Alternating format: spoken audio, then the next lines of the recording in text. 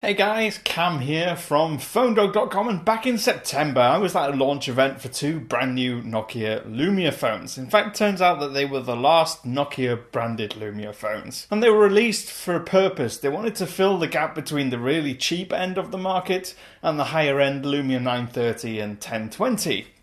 These two devices, of course, were the Lumia 735 and the Lumia 830. Of course, I got my hands on those.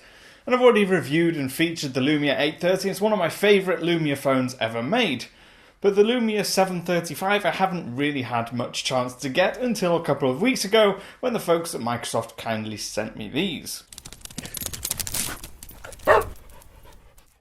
When you're looking at the design of the 735, what you'll notice straight away is that this phone is most certainly a Lumia. In fact, its curved, brightly coloured plastic shell pays homage to the earliest Lumia devices, as does the black Gorilla Glass 3 panel on the front, which has some really nice, slightly curved edges. In size, it's comparable to an iPhone 6, at least when you compare the length and the width.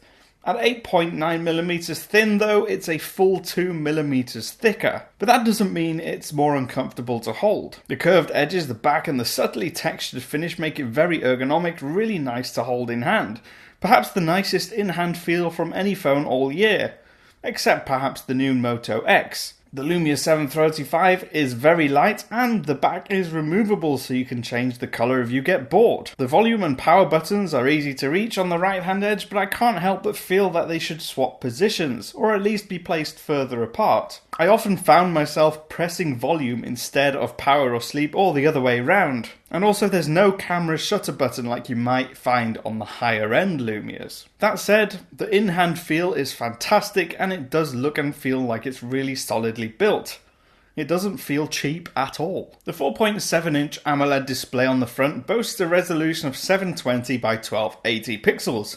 That gives it a pixel density of 312 pixels per inch. Colours are really vivid, sometimes a little too much so. Blacks are very deep and dark as you'd expect on an AMOLED, which gives the screen an overall contrast that's really high.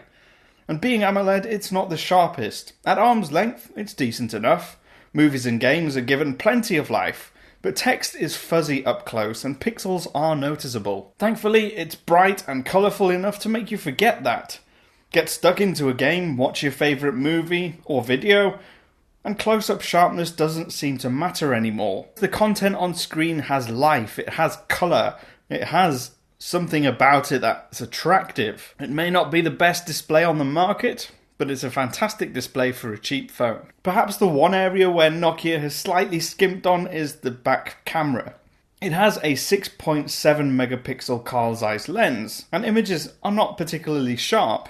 But they're good enough, at least if you can get it to take the one that you want to take. Taking pictures can be frustrating because the shutter speed isn't that fast. What that means is that if you're in a situation where it's not amazingly brightly lit, you will get some blur. That said, colours are pretty natural, depth of field can be achieved, and you can get some good shots, especially if you're outdoors in really good light. And the less said about the video quality, the better.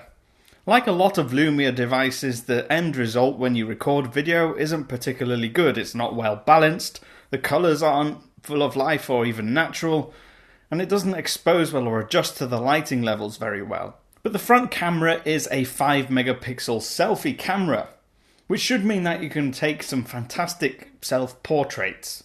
And actually, it wasn't too bad. So if you're into selfies, it's definitely a phone worth considering. I noticed some compromises when it came to speed and performance and battery life as well. In most phones that I've used with the 400 series quad-core Snapdragon processor, performance has never been an issue. For the most part, it's not here either. But every once in a while, if the phone's got background processes going on, whether that's downloading or uploading content, the device grinds to a halt. At times completely unresponsive, but most of the other times, in fact 90% of the time, it runs pretty well. There might be some stutter and some lag here and there, which is to be expected. All in all, it does a good job of tackling Windows 8.1. And the 2200 mAh battery is decent enough as well, because in most cases it got me through a full day's use, no problem. It's particularly efficient when it's on standby, and you can recharge it using cheap powered wireless charging.